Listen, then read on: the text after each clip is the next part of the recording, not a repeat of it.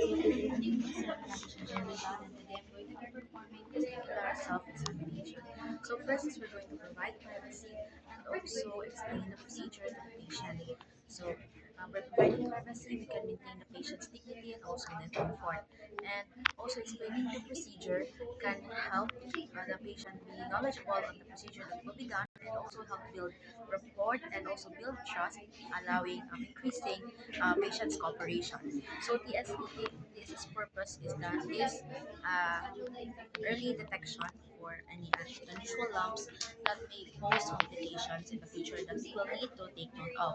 Then next is we have to perform hand hygiene to prevent the spread of infection and also to remove any microorganisms. Then next is we have to schedule examination if appropriately. So TSE is commonly done once every once a month and also after taking a warm bath because this is when the scrotal skin is relaxed and it will be easier for us to palpate. Then after that is we're going to prepare proper lighting and also mirror to help us see the testis properly and have a better visualization or thorough assessment. Then next is we have to inspect the scrotum visually. So when inspecting visually, we can detect any swelling, abnormalities, discoloration, and also skin changes. Next is we have to check for any lumps and any changes in skin texture such as rashes, which we need to take note of.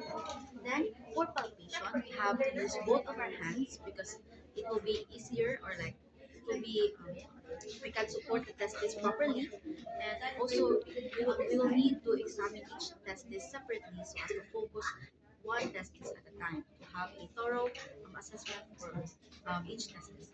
Then next is we have to gently roll each testis between our fingers and our thumb so that we can feel any lumps, nodules, or any hardened areas that we need to take note of.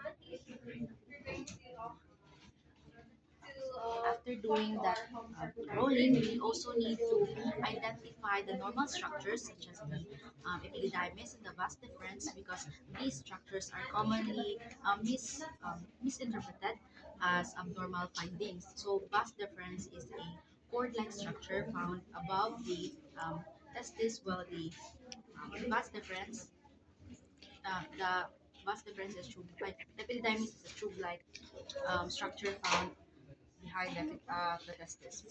So next is we have to note any lumps or hardened areas because this may indicate infection, inflammation, and also potential cancerous changes.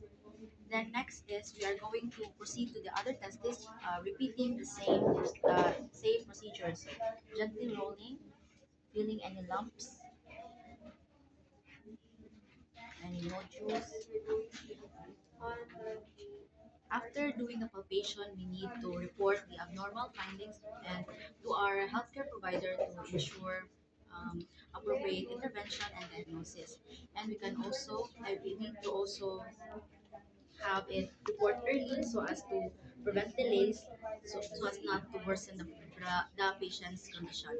The next is we have to perform hand hygiene to prevent infection, cross-contamination from patient to patient, and also document the findings because this will serve as an official documentation that you have done the procedure and also for an effective continuity